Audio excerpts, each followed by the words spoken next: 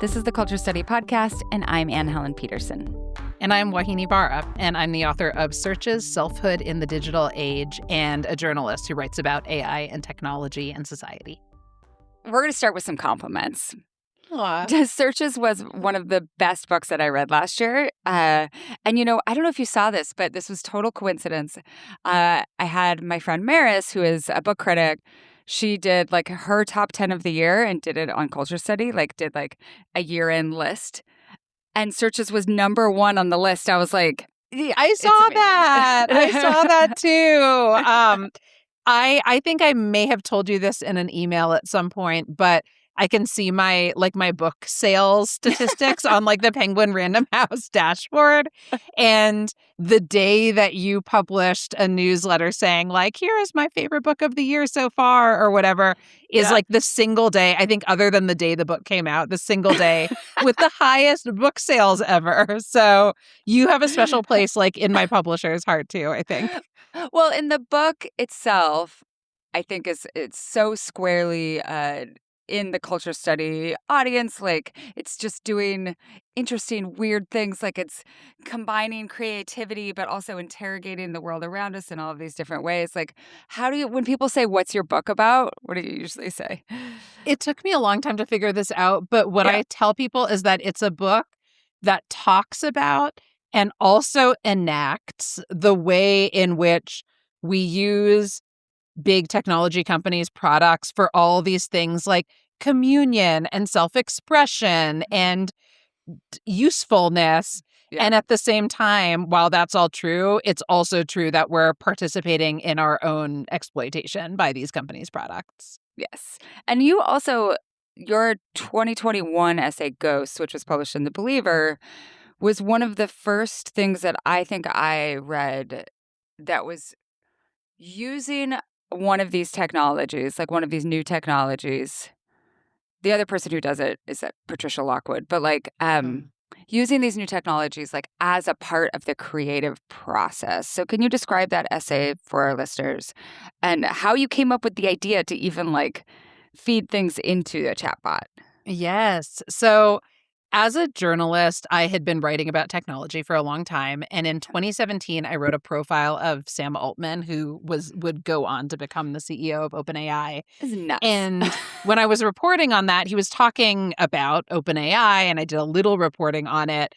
But then a couple of years later, I started hearing about this thing called GPT, and then it was called GPT-2, and then it was called GPT-3. And it was this technology that could produce language. And it wasn't a chatbot then. The way it worked then was you would type some words and press a button, and then it would kind of continue that as if it were you. Yeah. And so I still had his phone number from when I had reported on that profile. So I texted him and said, hey, I heard you're letting researchers and journalists try out this GPT thing. Can I try it out? And he connected me, with OpenAI's PR person or whatever. And they said, sure, you can have access. And so I was thinking, as a journalist, I was thinking a lot at the time, as I always do, about what tech companies promise us, what their marketing message is, basically.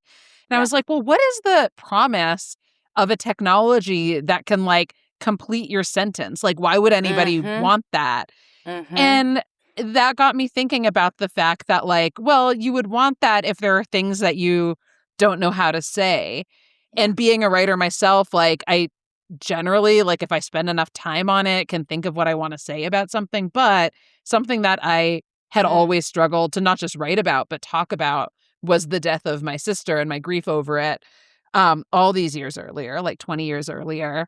Yeah. And so partly out of this intellectual exercise, but partly out of this personal emotional desire, I was well, what would happen if I went to this thing and typed a sentence about my sister and pressed this button and had this technology complete it for me? And so I went to this thing called GPT-3 at the time, and I typed in when I was in my freshman year of high school and my sister was in her junior year, she was diagnosed with Ewing sarcoma. And then I hit the button, and then it just kept writing something for me about this basically fictional sister of this fictional narrator. And it was all wrong. And so I was like, oh, okay, that didn't work. And so I deleted all that and I kept my first sentence. And then I just wrote some more on my own and then hit the button again. And then that time it like in some ways got a bit closer. And I thought, okay, well, it seems like the more I reveal, the more this machine can potentially write something that has some relation to my actual experience. And so I just did that over and over.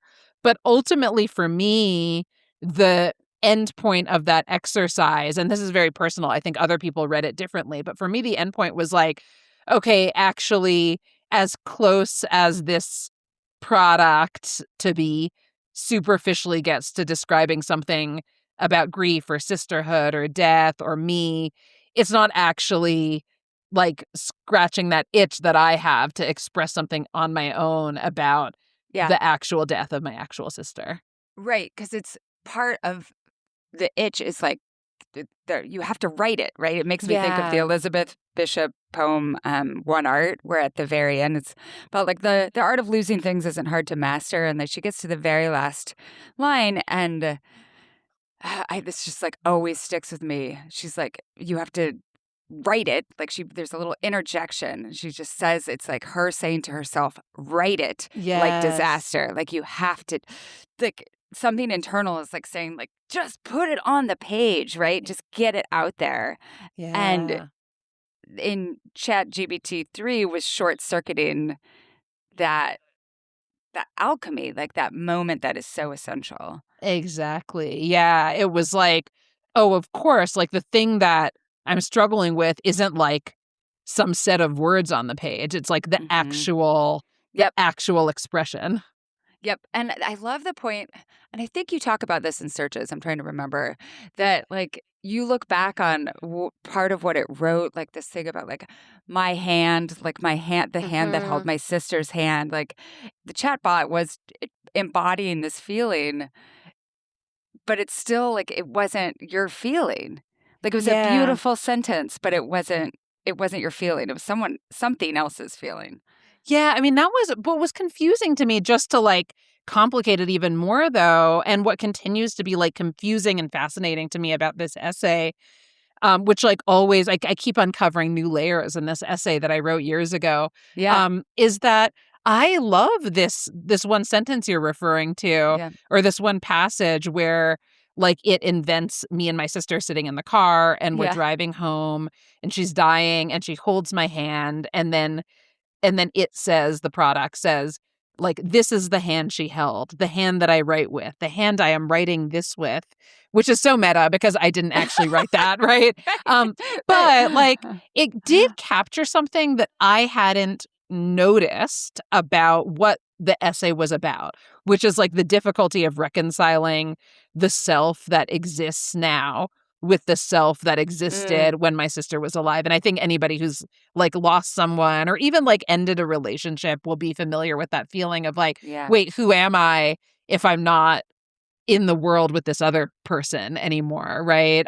yeah. And I hadn't articulated to myself that that's what this essay was about, but then this line like meant that to me. And so then the Mhm. interesting question is like, well, there isn't like a person writing those couple of sentences. It's just like this predictive machine spitting out words.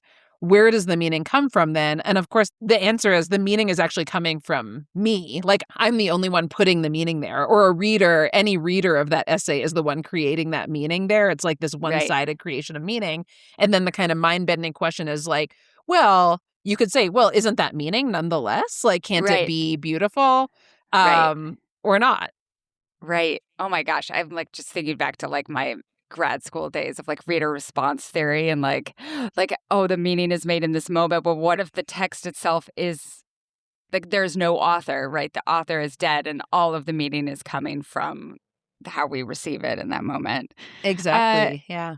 okay, you and I are approximately the same age. You were born in 1982, Yeah. 83. 82. Um, so we both grew up screwing around on the internet. And I think Yes. sometimes, like, I was watching my friend's kids the other day try to find something. that like a video that they were looking for on YouTube, and they're just not playing as much. They're just not being as Mm. weird as we were. And I think that we had this opportunity to really kind of, for lack of a better word, like fuck around with the technology, like try to make it work in weird ways. Do you feel like Yeah. that?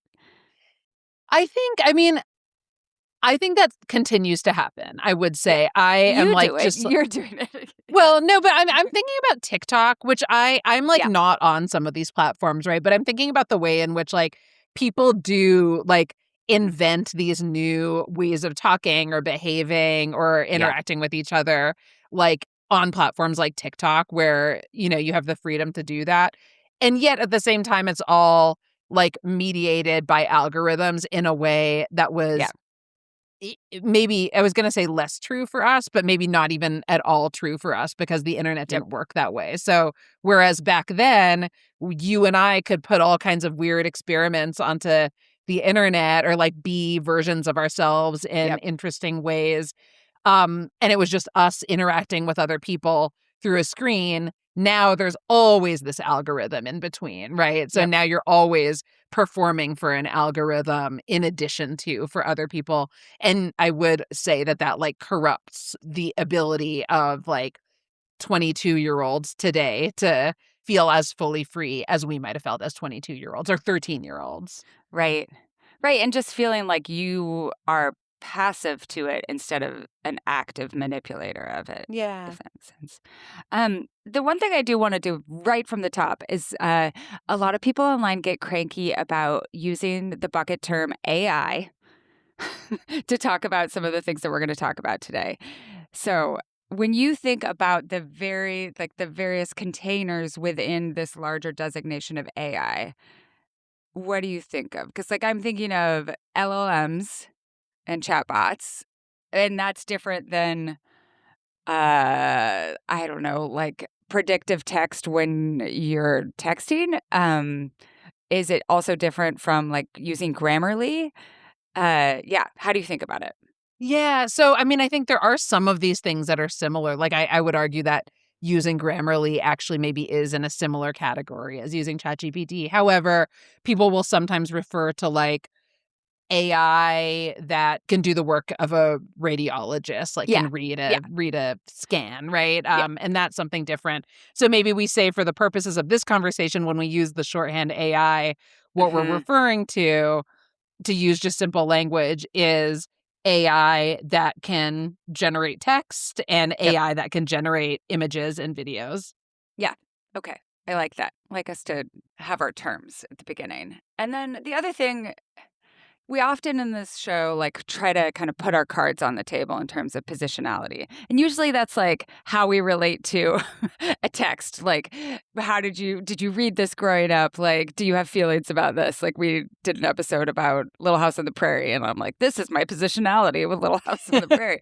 But I think it's important here too. So I'll just say that I am very resistant to using any sort of LLM like predictive text tools in any of my work to the extent that I have like all of these complex settings turned off in my Chrome, my Google searches, so that I don't get even the summary when I do a Google search. I don't like that. To me, it short circuits something. But I'm frustrated with it because now like this Google search doesn't work the same way that it used to, so it doesn't give me the good stuff that I want.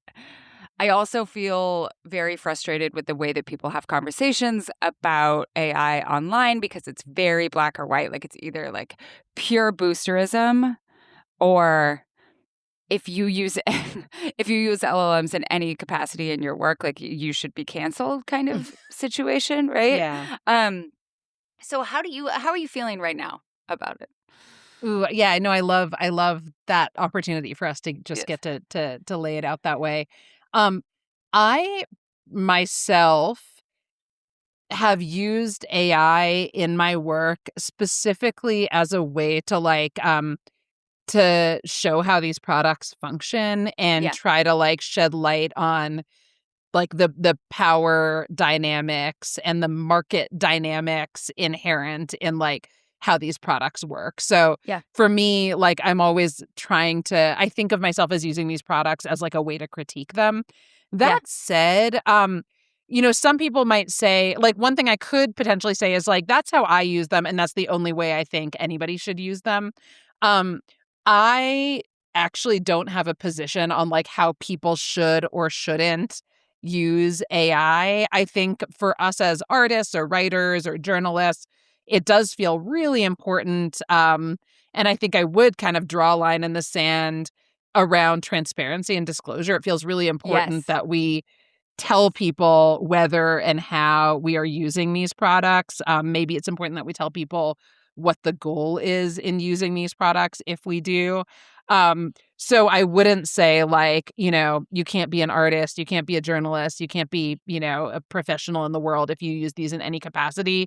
But I would encourage people to sort of like think critically about how and why they are using these products, what the goal Uh-huh. is, what the benefit is, what the cost is, not just to them, but more broadly of using these kinds of products. Yeah, just, like, think much more contextually and sociologically.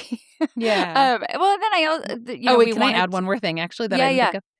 yeah, I also just wanted to say sometimes when we talk, just again, as we like are defining our terms, when we talk about AI, usually we're talking about AI products from big technology companies. So like yeah, Google and OpenAI and Anthropic. And I do know a lot of artists who are using AI in their practice, but they're like building their own small models. They're yeah, collaborating with other artists in a way that doesn't use environmental resources the way that the really big corporate models do, that aren't bound up in labor exploitation or exploitation of other people's creative work in the yeah, way that the big models do. And that's an interesting distinction to make too. yeah, and the other thing, like, I always think we all are we're part of all like, as authors, we have a stake in this, a literal financial stake because of the Anthropic settlement. Like, was your book in there? Were any of your books in there? Mine weren't because they were all pre the cutoff date. Oh. Yeah, my first Um, 3 books, all of them, all in oh, there. wow, yeah. Supposedly, that means I'm getting, I don't know, somewhere like between $6,000 and $9,000. Such Woo! a, great compensation for just scraping all of my I know. labor. Um, but that, like, sometimes I forget that. I'm like, "Oh my god," like, I'm technically a shareholder almost in Anthropic because of the way that they have used my work. Mm, But then also I yeah. am in, like, Facebook and all of the work that Facebook is like, they're predictive of everything, like, all of our Yeah. data. We have all been complicit, for lack of a better word, in forming this. Yeah, yeah, and I think, I think writers and artists are especially attuned to this, but Yeah, it's true of, like, anybody who has been on the internet and yeah, written or anything or posted images, like, yep. that is all being sucked up without compensation or disclosure, or consent by these companies' products. So we have really great listener questions that are gonna allow us to poke into the murky gray areas. And I think this submission from Auburn is going to help us frame our whole conversation. So many of the conversations that I've read or heard about AI and creativity seem to attempt a balanced approach by starting with a long list of harms as a sort of disclaimer up front, like what I'm about to do. They acknowledge environmental harms like data centers and water, copyright theft, inherent bias, fake citations, harms on mental health, regular use leading to reduced cognitive ability, setting expectations for kind of a sycophantic approach to relationships, and the racist and colonial impact of that harm distribution. Then a lot of those conversations move on to addressing the pros of how can AI help us manage admin and creative tasks without going back and actually engaging with those cons. Feels like more of a harmful version of doing a land acknowledgement with no further action. What I would love to hear is a conversation that starts with something like, AI can help people do X. Who bears the harm when they do? Is that worth it, and who decides? AI can also do Y. How does that measure against the harms that we all acknowledged? And do less harmful alternatives to these tasks exist? I have high hopes that your brilliant team and academic minds can approach any topic with nuance, and I'm looking forward to hearing it. This is a good, like, very important ask, but a difficult one too. Yes, I mean, it's funny, I don't know if, like, this will be, disappointing or not, or gratifying to Auburn, but honestly, I would say, like, 10 out of 10, no notes. That is exactly the right approach for these conversations, and I share that frustration and concern. I have written journalistically about AI in schools, about how AI Yeah. companies are pushing their products into schools. And a lot of the pedagogy around AI in schools, like around how teachers are meant to be talking to students around AI, involves saying like, oh, here are the costs. But anyway, here's how we're going to use AI in class. Like, you Yep. should use it ethically. Make sure you're using it ethically rather than framing it the way that you're describing, Auburn, which is like, let us have that all be one conversation. So yeah, I agree. I think that's the problem. And in my book, I write a lot about and kind of enact a lot that real like that hypocrisy on my part, on all of our part, Yep. that comes with like acknowledging all of these things and then saying, but it's useful to me. And we don't do it just with AI. We do it every time we buy something on Amazon. We use it Yep. anytime we search on Google. We do it anytime we post or consume something on social media. AI is like a particularly potent, I think, example of how we participate in our own exploitation because there's something about the product that we find useful or entertaining.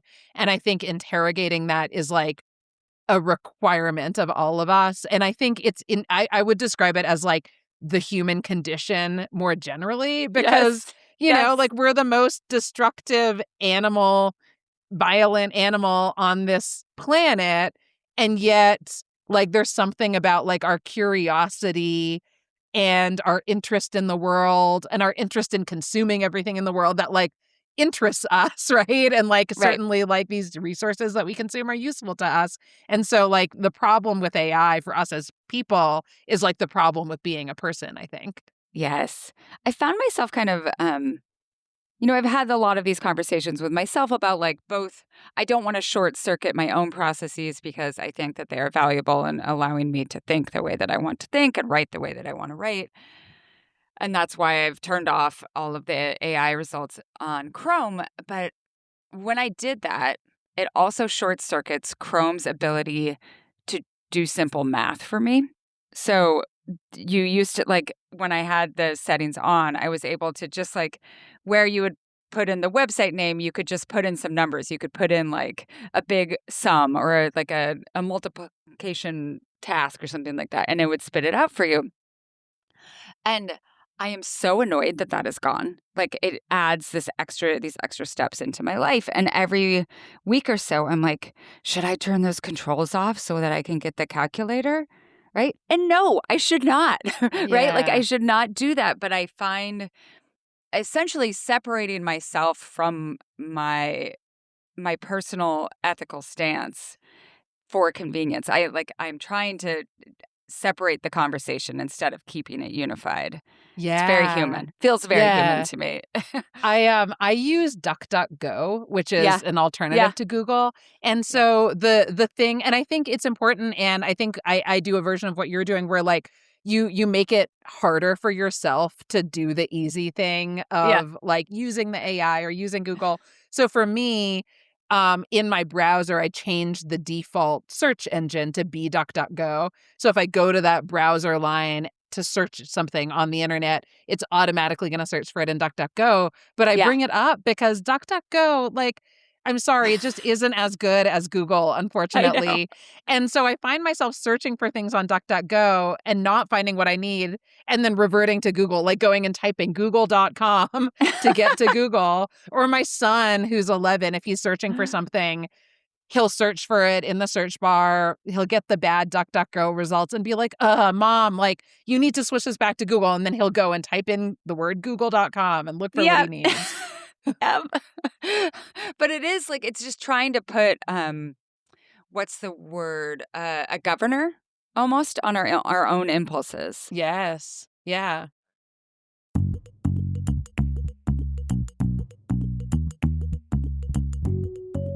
Today's episode is brought to you by Ollie. August is National Dog Poop Month, which I think is a made up thing, but I get it. Sometimes I'm just like, all I do is count the number of dog poops that I have picked up in a day. And sometimes Charlie and I report back about the consistency of the poops. It's a way that you talk about your dog's health. And the one thing about when your dog is eating Ollie, first of all, they're smaller, so you just have to deal with less mess. Sometimes I feel like I have a bouquet of poop bags when I'm coming home from a walk, because let's say both of the dogs have 2 poops for some reason, and you're just like, oh my gosh. It's much better when your dog is eating high quality food that creates fewer poops that are also not messy and stinky. And if anyone gets being this invested in the quality of your dog's poop, it's Ollie. They deliver fresh human-grade food that is gently cooked to maximize your dog's nutrition and also make their poop smaller. Ollie's fresh recipes are developed by real chefs with gut-friendly ingredients that support better digestion, energy, skin health, and better poops. They have flavors like fresh beef and sweet potatoes or fresh turkey and blueberries, which is my dog's favorites. And you'll notice the difference fast. Smaller, firmer, less stinky poops, and a much happier belly. From the moment you start your subscription, everything is tailored to your pup. So you get the perfectly portioned meals. You also get this pup tainer with a scoop for easy storing and serving so you don't have the gross tin can in your fridge, and also a smooth food transition guide so that their digestion stays on track as you transition to Ollie. This summer, treat your pup to better food and perfect poops. Head to ollie.com/culture, tell them all about your dog, and use code CULTURE to get 70% off your welcome kit when you subscribe today. It's super easy and risk-free with their obsession guarantee. That's OLLIE.com/culture and enter code CULTURE to get 70% off your first box. Ollie, feed the obsession. Today's episode is brought to you by Blissy. Melody, how would you rate the frizz factor going on with your hair right now? I'm experiencing a lot of breakage right now because pool season, as we've discussed before. Yep. And also my CPAP mask causes a lot of breakage. Oh, yes. This is before we knew that you needed to have a certain kind of rubber band to put your hair in. Do you know what I mean? Mm-hmm. Same thing, summer, obviously, lots of getting wet, water, sweat. And then, I wear a lot of hats to shield my face from the sun. And, the hats just, I just feel like my hair gets, rumpled around underneath the hat a lot. Basically, I need all the help that I can get to combat the amount of frizz and breakage that I get in my life in the summer, which is why the Blissy pillowcase is just the perfect solution. Also, it's so nice and smooth against your skin when it's hot outside. This is exactly what I want to sleep on in the summer. Blissy pillowcases are 100% mulberry silk. They have 43 times less friction than cotton. They also are dermatologist recommended because they are clinically proven to not clog pores, unlike filthy cotton. Also important for us people who sleep with dogs. They are antibacterial and hypoallergenic. Yes. So important. We're not going to change our behavior, so we need all the help that we can get. Yes.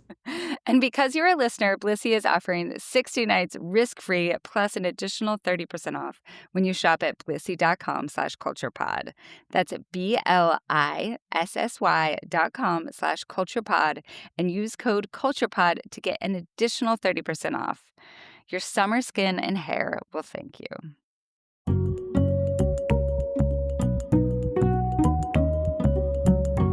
Okay, we have 2 questions from... We actually got a ton of questions from teachers, which at once shows that we have a lot of teachers and educators and academics in the audience. But also, I think that the classroom is one of the places where we see a lot of this conflict between creativity and AI use playing out right now. So we're going to play 2 of them back to back. The first one is from Dana.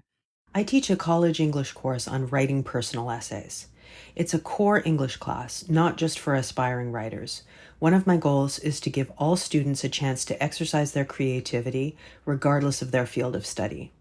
Adapting this course to our current reality has been challenging. Any at-home writing assignment leads to a lot of AI-generated work. Not only is this forbidden according to the class rules, but the results are bland, formulaic, vague essays. I put a lot of guardrails in place to minimize AI use, mostly by focusing on process, in-class drafts, peer workshopping, personal consultations with me, criteria concerning the level of specific personal detail, and so forth. I require students to use Google Docs so I can see version histories, and I keep a physical folder of each student's in-class work so I can see their essays develop. I think students learn things about the creative process through this approach, but many final works still contain telltale ChatGPT speak and tired structures, signaling to me that they did not do the hard work of thinking through their ideas and wording on their own. Overall, I see no valuable contribution that AI can make when it comes to teaching young people how to think and produce creatively. Am I missing something? And then the second is from Kat, and Melody's going to read it. I'm a professor at a design school. My undergrad kids are so lost in LLM usage, they don't even know how to come up with a creative concept, and they use Chat and Claude to generate ideas.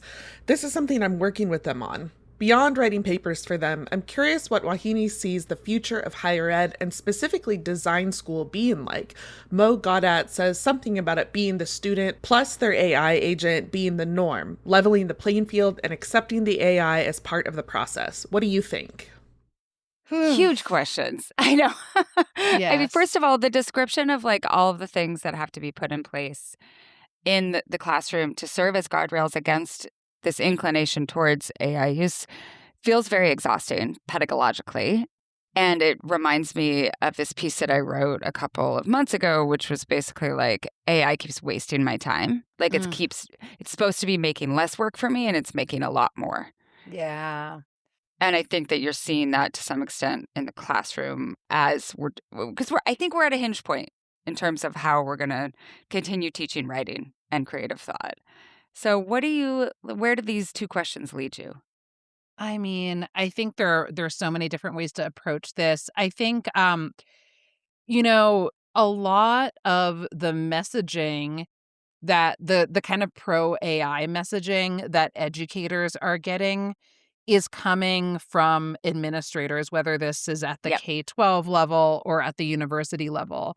And a Yep. lot of the messaging that those administrators are getting is coming from technology companies. And the reason for that is like historically embedded. And by the way, I speak this is drawing on my reporting for this article I mentioned, which was published in Business Week about AI making its way into schools. I was like, why Yep. is this happening?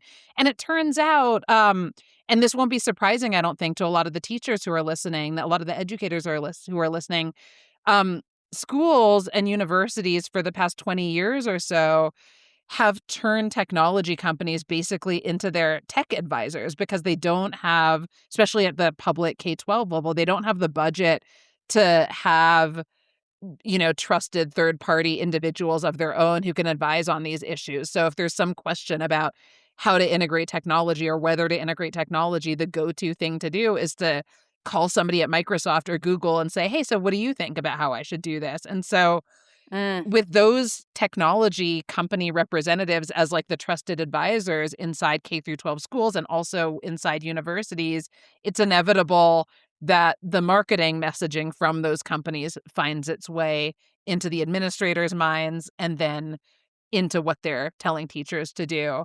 And I hear that especially in the second question from the design professor, because there's a suggestion that one of the messages the professor is hearing is maybe it's actually a positive thing Right. to It's democratic.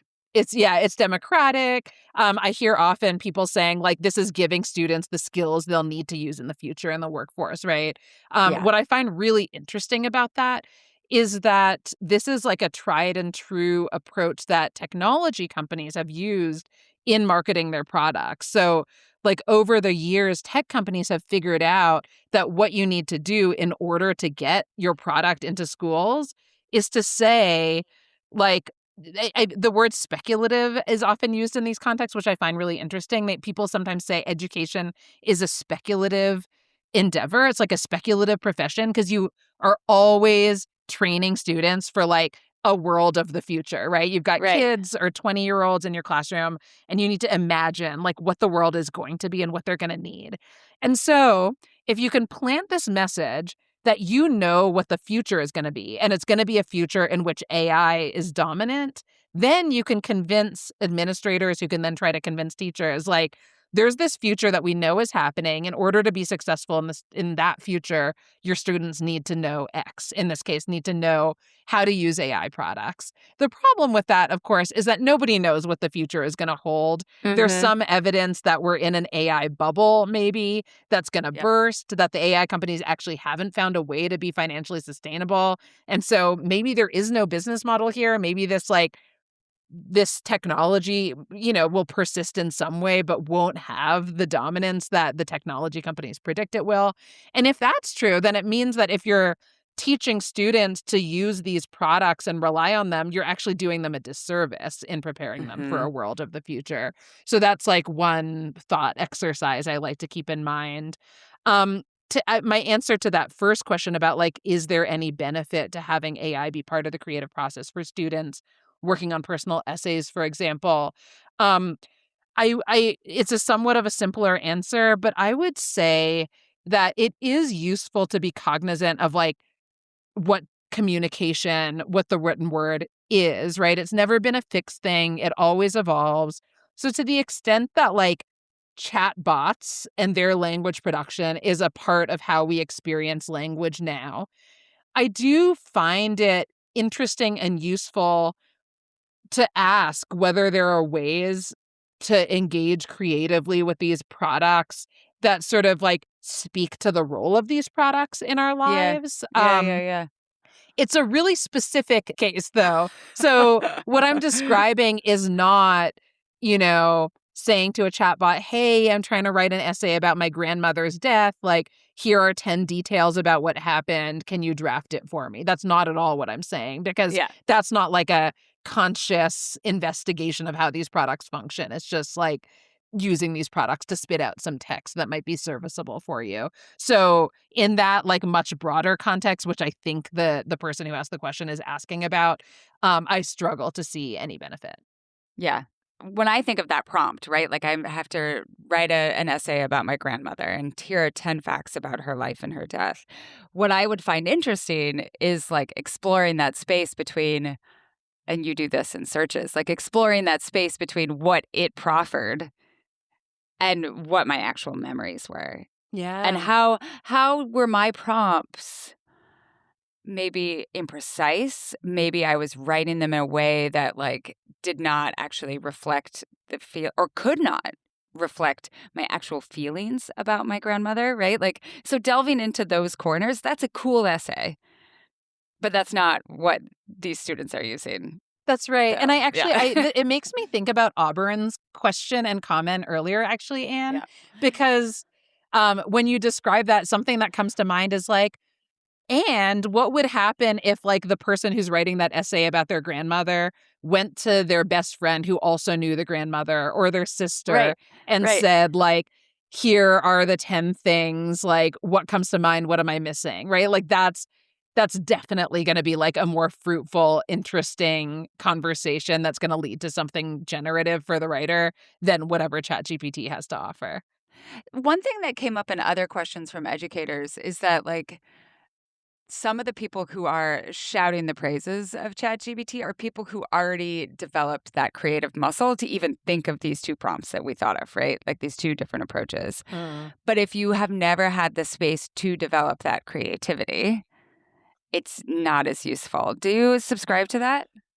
I can see the logic in thinking about it that way. I think about how, for example, when I wrote that essay Ghosts, right, where I Yeah. was like I was writing something and then it would fill in the rest for me. And then I'd say to myself, oh, that's not right. And I'd delete it and I'd do it again myself.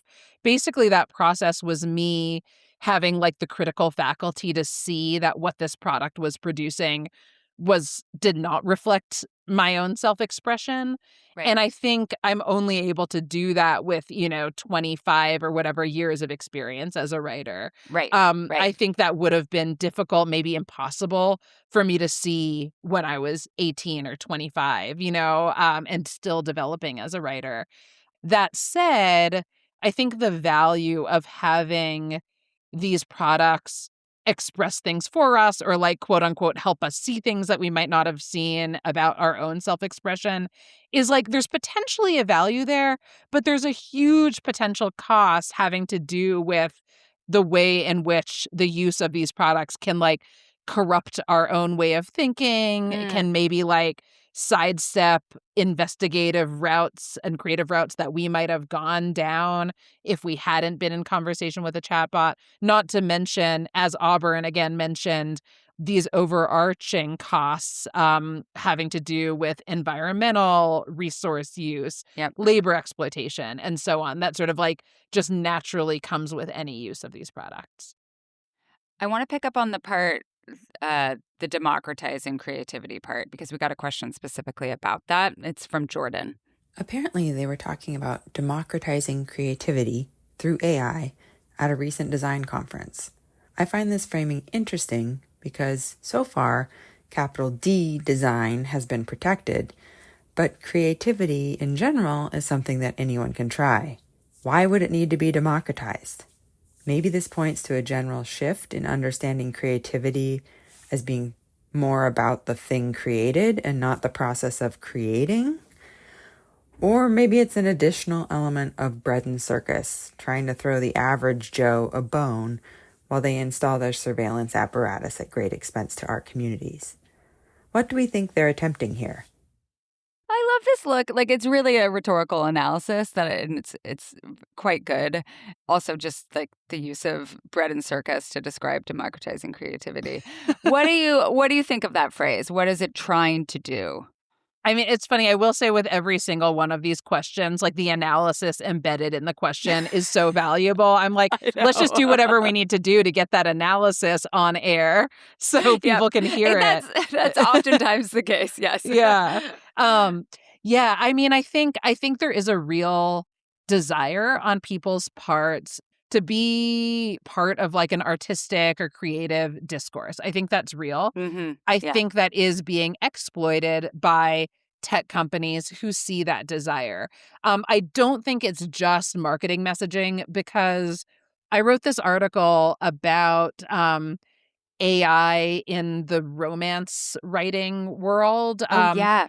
And I talked to some people who never considered themselves writers, but like really wanted to be involved in romance writing, and found that by using AI products, they were able to produce these texts that they felt were partly their own, that they wouldn't have been able to produce without AI.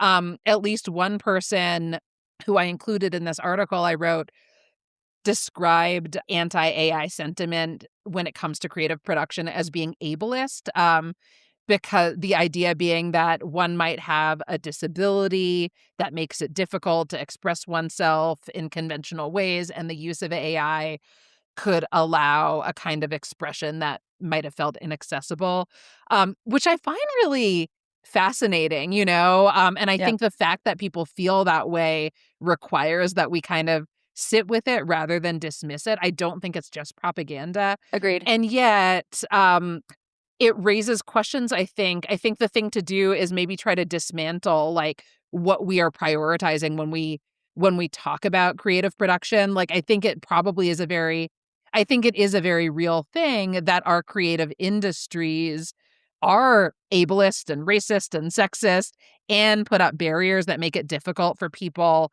to enter who are not from like the mainstream majority culture or background. But I think maybe the next question is like, well, how can we dismantle that so that there is more varied self-expression, including from all kinds of people, rather than saying, let's keep things as is and just use chatbots so that people who don't come from that background are able to, quote unquote, able to produce text or images that conform with what we've decided is okay. Yeah, and I think of like you use the phrase creative production, and I think much of the goal with using AI in these forms is to up your creative production, right? Produce more, have more creativity. And I often go back to like these scenes in Mad Men where Don Draper is just like going to the movies, getting drunk at lunch and sleeping, but like taking naps, walking around, not doing much, and then comes up with a smart idea or a clever idea, whatever it is, right? And the way that we just like completely like our work, so much of our work is trying to compress creativity, trying to make it into something that can be like optimized in some capacity. And so I hear democratizing creativity and I hear optimizing creativity. And it can't be like what I'm hearing too is just like the eagerness to adopt these tools is a frustration that there isn't enough time in our lives with our hungry jobs and our intensive parenting practices and our precarity and our constant messaging from all sides. There isn't enough time for creativity, but we want it because it is human. And Yeah. so we are turning to these tools. Absolutely. Yeah. Yeah. I mean, we don't live in a culture that values, the novel that took 13 Yeah. years to write, like mine did, or makes it easy to do that. Um, and I agree fully that what these products facilitate is being able to produce images or texts quickly, Yeah. which has almost no relation to what it means to make art. Have you thought a little bit, or I know you have thought about this, but I think about the visual, we haven't talked about the visual components like of design much. And there's just this look, right? Like you can recognize an AI design, like if someone's trying to make a little logo for their company or to announce an event in their local community. And I can always see it. And I know that the person doing that is like, isn't it amazing that I can make this logo without any design skills? Like, I'm just excited that I can have a kind of cool logo that's right here. But then I think about like, what if that person just like wrote it on a piece of paper, like kind of cool, and it was maybe like not that beautiful or symmetrical or proportional, but it would have like Benjamin's aura. There would be aura to the object in some way, right? Yeah. And sometimes though I'm like, am I just an old person who is going to go down yelling at these AI images for like the rest of my life? Or yeah, what do you think? I mean, I think the question, like the bigger question you're getting at is like, what is any of this for? Yeah. What is the purpose, right? And I think like to be any animal, to be a human animal or any other kind of animal is about part of like the diversity of what it means to be alive, right? And there's something really unnatural, I think, about the dominance of these products that are kind of homogenizing everything about what it is to be human, right? It's Yep. just not, it's not, it's not in keeping with like what it actually feels like or means to be a person, I think. Yeah. Um, but it's easy. It's easy. And right now it's cheap and we have busy lives and we don't have the resources we need to do things as beautifully as we want to, right? And so the Yep. temptation makes a lot of sense. Um, but there's a real cost, I mean, Mm-hmm. I agree that hand-drawn sign is always going to be better. Or it makes me think of my son in his 5th grade class, came home one day and was like, "Hey, we're using AI in school." And I was like, "Wait, what? How are you using it?" And it was Halloween, and they were writing these little stories about a pumpkin. And so they were supposed to put these prompts in Adobe Firefly, which makes like AI generated images, describing the scenes, the pictures that they wanted to accompany their stories. And there was this like this standard, this 5th grade apparently standard that this was supposed to map to, which had to do with like describing things with specificity. And Ah, this comes back interesting. to Auburn's point though, because you look at something like that and you're like, "Oh, okay, like I can see what they're going for there." And yet, what would happen if in order to meet that standard, you had the students actually like be in pairs with their Yes. friends and they had to Yes. describe the image to their friend and their friend would draw it, right? Yeah. Like because Right. when we're talking about describing things with specificity, like the reason that standard exists in the first place, presumably, is so that we can communicate better with each other in the Right. world as people, right? Yeah. And so why not try to see it in practice, like how you can do that with an actual other person in the world? So ultimately, I'm very proud to say, I don't know if it was my doing, but they canceled the assignment and they just had the students illustrate their own pumpkin stories, which my son was like so annoyed at me about, obviously. um, but like, I loved my son's pumpkin story with his own like janky pumpkin drawings. Like, it would have been horrible to like have that same like clever creative story of my son's with like these AI images, you know? No, so boring. Well, Yeah. and this like I'm a very poor drawer in every capacity, and it was very useful for me to be bad at something. Yeah. And I think that that's one of the things. And obviously, like, this goes back to the ableist argument in some ways. Like, I don't think that I understand how difficult it can be to feel like so bad at something that you're excluded from society in some way or from the workplace, those sorts of things.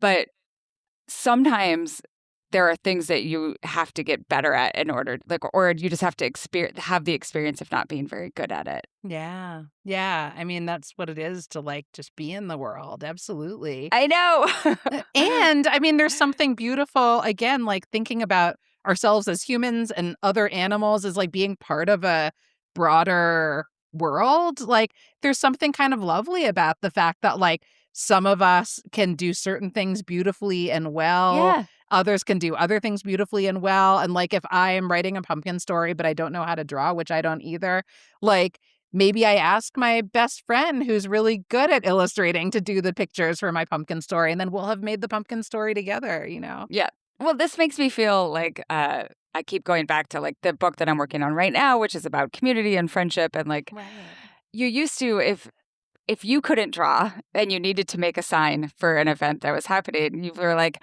oh, but Susan can draw. So true. Yeah. And Susan has to draw all this stuff, but like maybe you do a nice thing for Susan. Like maybe you watch Susan's kid for a little while she draws this thing for you. Like yes. there was just like a more almost like bartering of creative skills that I think. Oh, that's so true. It's so funny. This totally connects to your work on community and friendship. Like talk to people. Yes.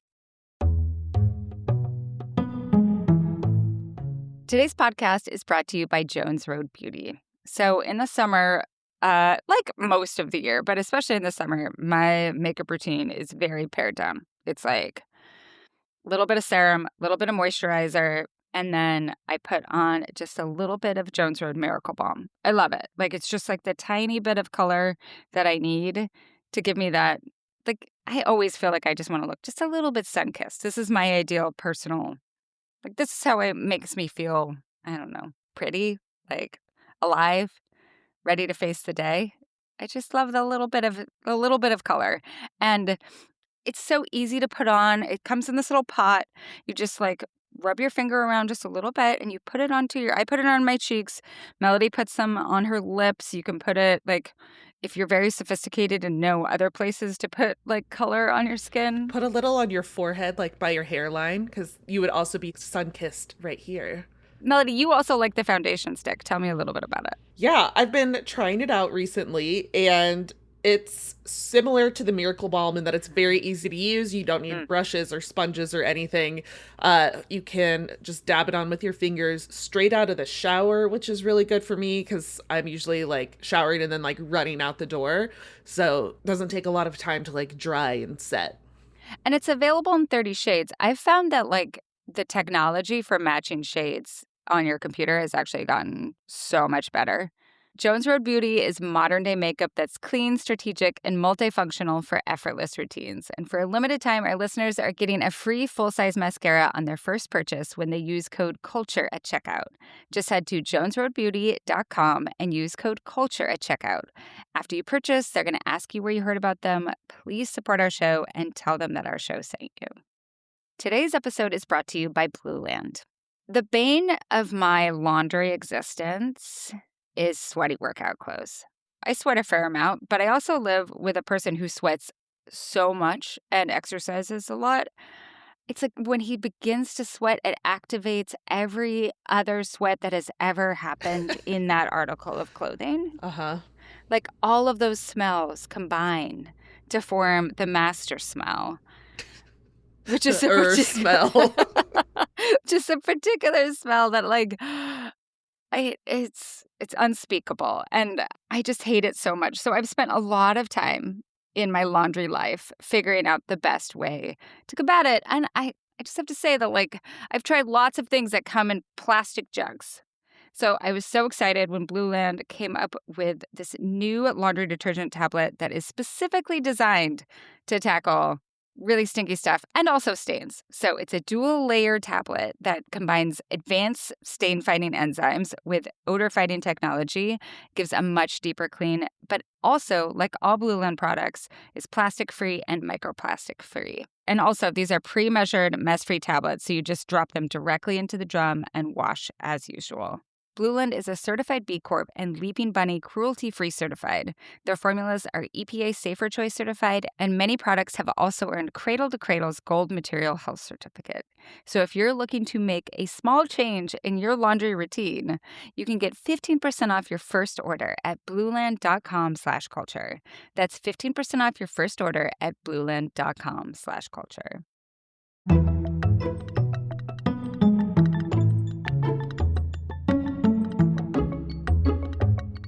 Okay, our next question is about something that we talked about at the beginning of the episode, which is about the difficulty of having these discussions online or just having these discussions broadly. So this comes from Whitney. I'm an artist who works at an arts organization, and I'm also politically left. I interact with both of those communities online and in person, and I find that the discourse around AI is really different depending on where I have the conversations. Online, there's absolutely no gray area about AI.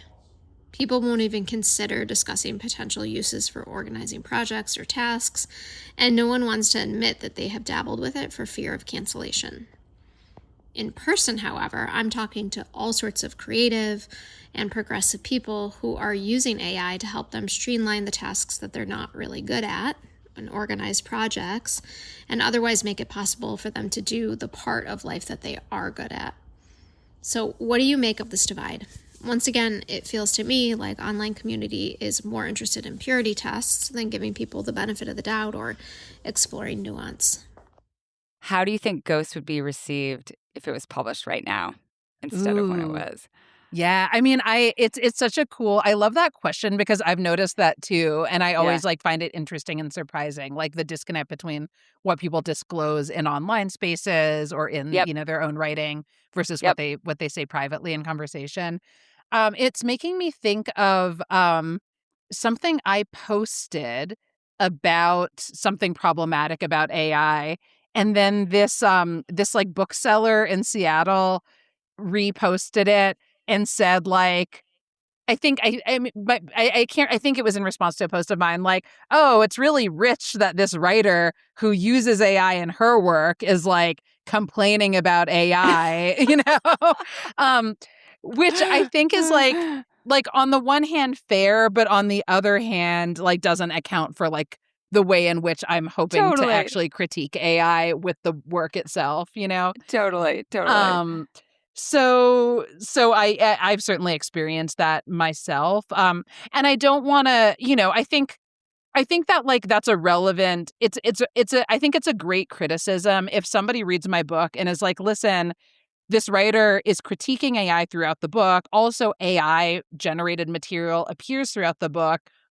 I don't think that the benefit of this book is worth the cost, right? Like, I don't think that this book pulls it off, or I don't think like even if it pulls off some things, I don't think it's worth it. I really like that critique. I think it's a really interesting critique, but it wasn't the critique that this person was making. Yeah. And so I think the internet, because of algorithms which amplify anything binary or polarizing, are always like the internet is always, social media is always going to be a place where like very black and white opinions or polarized opinions are going to be amplified. And I think like, I don't know, this is going to be a very blanket statement to make. I wonder if you agree, Anne, but I think like binary views of things are like almost never the most interesting ways to look at things as artists or journalists or creative people. Yep. And so I'm always like very skeptical or suspicious of anything that's like black and white X statement about AI in either direction. Yeah. I always like want to know where the nuance is. Yeah, same. And I think like the algorithms have only become worse in terms of surfacing, like once whether it's on Threads or it's on like TikTok or whatever, like you find yourself in the hole and the hole keeps getting deeper. Um, Yeah. and I've found the most interesting conversations that I've had about AI have certainly not been online. They have been with quote unquote normies who just talk to me about what they're seeing in their workplace. And and they talk very frankly about like this thing that's being pushed on us is stupid. And like, it's like, that's just, they're trying, people, that's just our organization trying to like seem modern and like throwing around AI stuff. And then I talk to other people who are like, this is a technology that is like, this has been a sticking point in the way that we have worked for such a long time. And this is simplifying it. And we have to figure out, like, especially my friends who are lawyers, they're like, what's the future of paralegals? Like, what are we going to do? Like, this is a foundational component of the way that we have done work for so long. Yeah. And they are people who we love and that have been parts of our lives and parts of our workplace. Like, what is that future? And they're thinking about it. And I think Yeah. it's not as simple as like, oh, we're just going to cut costs and get rid of all the paralegals. And they're also Yeah. incredibly wary of hallucinations, in part because there are consequences for citing cases that don't exist. Yeah. I'm thinking about I have a really close friend who runs a regional office of a nonprofit that is doing really, really important and super under-resourced and politically challenged work in the Yeah. world right now. Yeah. And this friend sometimes uses AI for things like grant Yep. applications and reports on how resources are being used. And going back to Auburn's framing about cost and benefit, I think it's really interesting to think about like a use case like that's like a little more complex and confusing to talk about than like Yep. some, big car manufacturer getting rid of all these jobs because they're using AI. Like, what does it Right. mean for my friend who's working, 60 to 80 hours a week to do really, really important, under-resourced, politically challenged work, to use AI to generate a report that might have taken 10 hours and is now taking 1 hour of her time, when now she can use the other 9 hours to do really important direct service work that she otherwise wouldn't have had the time for, right? Right. How does that affect that cost benefit analysis? And I don't have an answer to that question, but I think like those case studies are trickier and more interesting to grapple with than the more obvious ones. Yeah, there's a question that we don't have enough time for it, but that I thought was really interesting, is from a sculptor who said, like, in order to do my creative work, in order to have those expanses of time to do the physical work, like the thing that like absolutely makes me feel human, the thing that I love, and the thing that is my job, I use AI for like some of my grant writing. Basically like the stuff that historically either rich people who funded them to be able to do, or they came from money, or they had wives that did it, right? Like they had people who did this work for them so that they could focus on the creativity.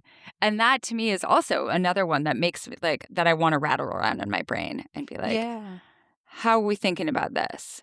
Interestingly, I've been on the other side of that recently in a way because I'm reading applications to Hedgebrook, the residency up there near where you live. Right, right. And most there have been very few applications that have sort of like triggered my AI radar, but there have been a few where like the language of the Yeah. residency application like reads AI-ish to me, and I think to Yeah. myself, okay, like this person was saving time, like applying to residencies isn't a core part of their work, they're writers. However, I do read it differently, and I don't, it does not carry like the power that something that reads as written by a real person has. Totally. And I think of that like, the the tautology of like students writing papers that are made with AI, and then teachers have too many papers to grade, so they start grading using AI. So it's basically like AI writing papers for AI, like how you get into this weird space. And like, is this the future of grant writing? Like, is it computers writing grants that then computers will sort through the grants to decide who gets the grants? Like, and how will they learn to talk to one another in terms of like surfacing that? And what are the weights and balances that we are maybe not perceiving in terms of how the computer will perceive that? Totally. And what are like the biases that Yes. are ingrained in that kind of approach, right? That Yep. is maybe trained to prioritize like certain historically mainstream ways of expressing oneself Totally. or Totally. yeah. Or just like, what if you chose not to use AI to write your grant application and it just gets thrown out with the bathwater because it's like, I use that phrase baby with the bathwater because our last question is about throwing the baby out with the bathwater, but also about baby names. I love this question. It's from Kellyanne. I am the most anti-AI person you could imagine. Am I throwing the baby out with the bathwater? Yesterday, my brother said, "This is a job for AI," as we were jokingly predicting my other brother's next baby name, based on his current kids' names. I feel instant revulsion when somebody suggests AI to me, especially for a task that is imagination, family, and love centered. But am I wrong? He's probably right that AI would be better able to synthesize the names that are similar in popularity and style to what my brother has already chosen. I still feel that revulsion. Is there actually a place for it in our lives? How do we continue to exclude it in the ways that matter and are meaningful without becoming an insane Luddite? This comes back to Auburn's question, don't you think? Well, something I love that's like inherent to this question, actually, and this like connects to your work also, is like what the question is actually telling us about like the values and interests of the person asking the question, right? So this is like like two siblings talking about a third sibling who like has Like some kids. gently razzing them a little bit, Right, Like yeah, it's a I little get bit of intimacy. Yeah. Yeah, exactly. Like there's going Yeah. to be another kid. They're trying to figure out if they can guess the kid. So like there's so many potential dynamics here. Maybe it's like these two siblings who are thinking about their other sibling who is either like very conventional or very unconventional or like Yep. names every kid after like another relative that they know or something like that, right? There's like Yep. something very specific to that family and the family dynamics inherent to that conversation. Maybe it's also that like each of the siblings are having this like subconscious sibling rivalry dynamic where they're like, ooh, which of us knows this other sibling of ours better, right? Like, which of us can use the names of the existing kids to figure out what the next one is? If we each come up with one, who's going to win, right? What does that say about our relationship with our other sibling? What does it say about our relationship with each other? And so, like, everything that makes that question about predicting the next name interesting or valuable have to do entirely with the requirement that it's the people in the conversation who come up with the guesses of the names, right? Like it ends up actually being meaningless if ChatGPT comes up with it because ChatGPT has nothing to do with this family dynamic, right? Yeah. So in a context like this, like that's the thing that most arises for me to comment on, right? It's like, well, why are we doing the things we're doing in the first place? And in something so intimate as like this family conversation about baby names, it seems so obvious to me that like there isn't that obvious a place for AI. Yeah. And I mean, like a lot of these questions, the analysis is in the question. So yeah. I feel instant revulsion when somebody suggests AI to me, especially for a task that is imagination, family, and love centered, right? Like those are the places where I think that there is nothing wrong with feeling that revulsion. And the task is in a society, how do we express that without being like the killjoy that is always like, no, like there, and I think there are ways. You could say like, no, put your phone away. Like, let's come up with a couple more. Yeah. You know? Or like or use it like as an interesting like to the extent that we were talking earlier about like using AI as critique, right? Which is something that I think a lot in my book. Like what happens if the questioner says to her brother who says, "Hey, why don't we ask ChatGPT?" Like, "Okay, I dare you." Like ask ChatGPT, but don't tell me what it says. I'm going to come up with my own list and like Let's see what Yeah. happens. And then let's see what happens when we like talk about this as a family. Like, how does it make us feel, you know? Yeah. Like, what if they showed the list to their brother, right? Like, after the baby was born or something like right. that. Like, that's another funny thing to do. But Yeah. how do you feel in scenarios like that when someone's like, well, is using AI for a joke, like in this kind of kidding scenario, is that worth using the resources? You know, like, Yeah. is that worth it? Yeah. Well, I mean, the reason I suggested an answer like that is because it then allows the person asking this question with the revulsion Yeah. not use AI, right? Like this Yeah. person is like not participating in a decision to use AI. I Yeah. also for the record, I also would not consider that a use of AI that would feel worth the cost to me. Yeah. However, like people are allowed to make their own decisions about, how they use technology or whatever. So we could imagine a world in which rather than saying to the brother, like, I'm going to disown you as my brother if you use AI, Yeah. right? To say, like, listen, you're going to do what you're going to do. Like, go ahead and do what you're going to do. And then potentially, like, use that as, like, an interesting, like, rhetorical moment, right? Right. Or just let the brother do what he's going to do, explain their own reasons for not wanting to do that and let it go, right? But it allows like a kind of integrity on the part of the questioner where they don't Yeah. have to be part of the like, okay, now we're using AI.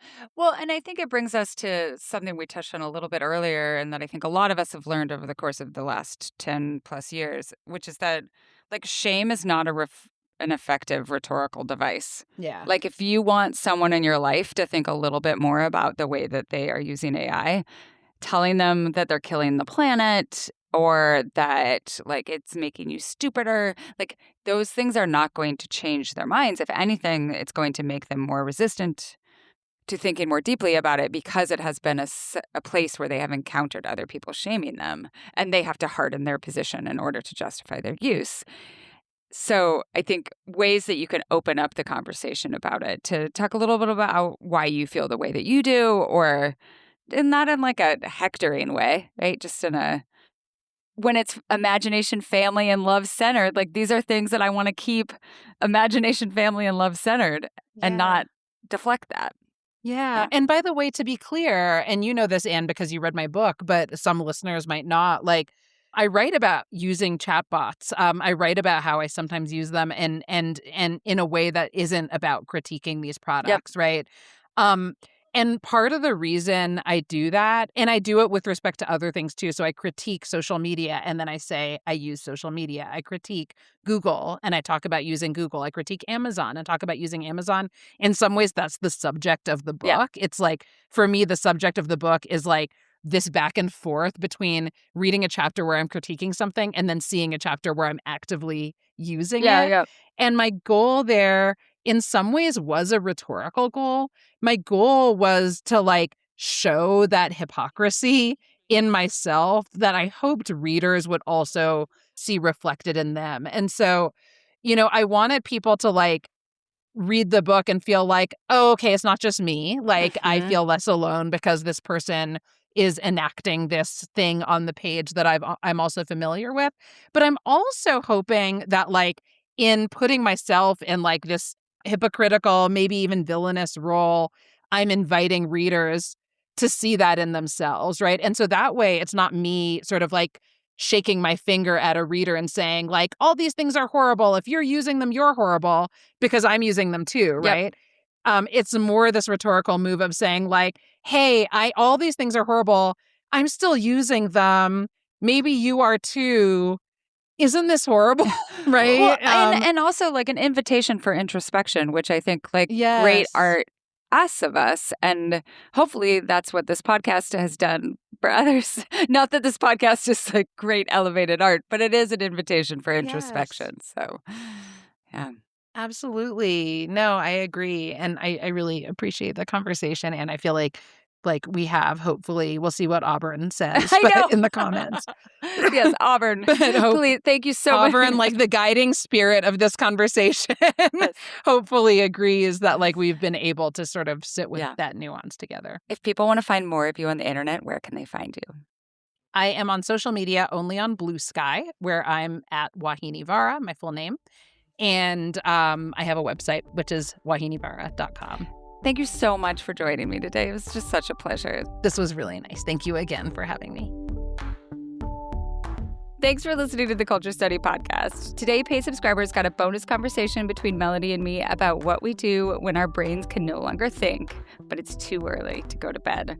If you want to support the show and be sure you always get that bonus content, it's a little bonkers this week. It's lovely. Head to patreon.com/culturestudy.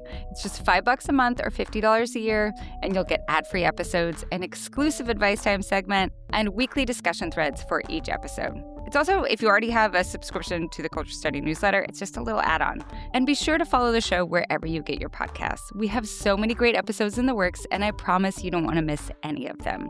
If you want to suggest a topic, ask a question about the culture that surrounds you, or submit a question for our subscriber-only advice time segment, go to our Google form at tinyurl.com/culturestudypod or check the show notes for a link.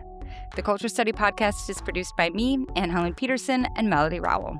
Our music is by Poddington Bear. You can find me on Instagram at Anne Helen Peterson, Melody at Melodious47, and the show at Culture Study Pod.